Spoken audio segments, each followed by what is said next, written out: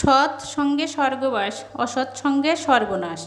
আমার গল্পটা Albert Einstein স্যারের ড্রাইভারকে নিয়ে, যদিও গল্প হলেও সত্যি।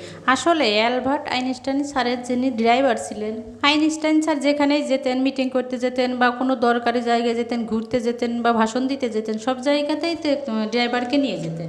তারপর ড্রাইভার তো গাড়ি চালিয়ে স্যারকে নিয়ে যেতেন, কিন্তু ড্রাইভার গাড়ির ভিতর বসে থেকে থেকে কী করবে? তারপর স্যার একদিন বলল, তুমিও সভাগুলোতে গিয়ে আমার কথাগুলো বসে বসে শুনবে। তারপর সেই মতে যেখানে যেখানে আইনস্টাইন স্যারের বড় বড় মিটিং থাকতো বা বড় বড় সভা হতো, সেইখানে গিয়ে সে বসে বসে তার কথাগুলো মনোযোগ দিয়ে শুনতো। শুনতে শুনতে শুনতে একদিন ড্রাইভার বলে উঠল, স্যার, আপনার দেওয়ার লেকচারগুলো আমি সব মুখস্থ করে ফেলেছি। না মানে শুনতে শুনতে একদম আমার মুখস্থ হয়ে গেছে, আমি না এখন আপনার জায়গায় লেকচার দিতে পারবো। তারপর আইনস্টাইন স্যার শুনে বললেন, বাহ, এই রকমের ব্যাপার, তাহলে তো ভালোই হয়েছে। আজকে আমি যেখানে লেকচার দিতে যাচ্ছি, তুমি তো যাবে সেখানে আমাকে নিয়ে। সেখানে আমাকে কিন্তু কেউ আগে দেখেনি, কেউ আমাকে চেনে না, আমার মুখ আমার চেহারা কেউ চেনে না।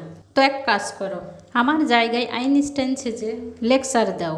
তারপর আইনস্টাইন স্যার বললেন, আজকে আমি তোমার ড্রাইভার, আর তুমি আমার জায়গায় আমার মতো করে লেকচার দাও। তো অবিশ্বাস্যভাবে আইনস্টাইন স্যারের লেকচার হুবহু আইনস্টাইন স্যারের মতো বলে দিল তার ড্রাইভার, এবং সভা ভর্তি ঘরে যত গণ্যমান্য ব্যক্তিরা ছিল সবাই উঠে হাতে তালি দিল। তারপর কেউ ধরতে পারেনি যে এটা আইনস্টাইন স্যারের ড্রাইভার। কিন্তু গোটা ওই হলের ভিতরে একটা ছোট বাচ্চা উঠে একটা প্রশ্ন করে বসলেন তার ড্রাইভারকে। ড্রাইভার তার সে প্রশ্নের উত্তর দিতে পারছে না।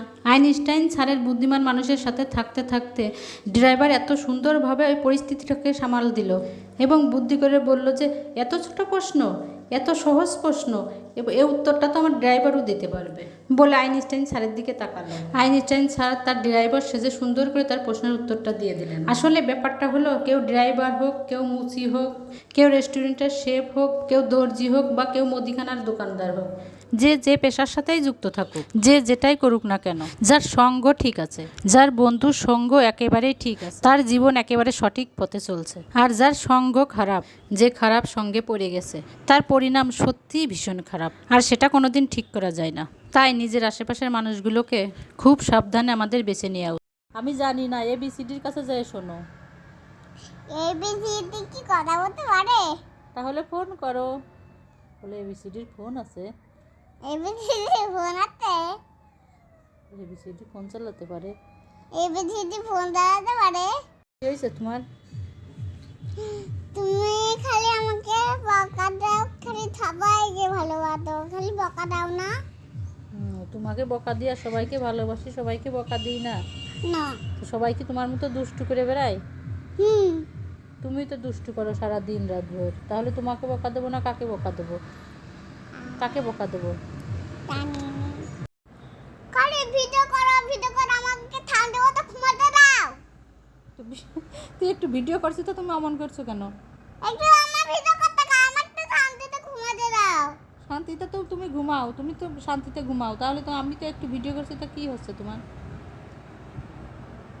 তুমি শুয়ে থাকো তো, তুমি শুয়ে থাকো তো, আমি একটু সাবস্ক্রাইব করে দিচ্ছি, আমার রুটি কাজ, বানাই দিচ্ছি। হ্যাঁ তাই তো, আমার কাজ সবাই করে দেয়, সারা দিন ভোর সবাই করে দেয় আমার কাজ। আমি তো কোনো কাজই করি না। তোমার বাবা বলে আমি তো কাজই করি না, তাহলে বাসার কাজ সব তো তুমিই করো। বাসার কাজ সব তো তুমিই করো, তুমি করো, তোমার বাবা করে। আমার দিকে তাকাও, একটা গান বলো তো। ওই যে মরবো বলে ঝাঁপ দিয়েছে, ওইটা বলো তো। মরবো বলে ঝাঁপ দিয়েছে, মরবো রাপে টানে, তো আমার থেকে হঠাৎ করে তুমি উঠার মানে, এটা সবাই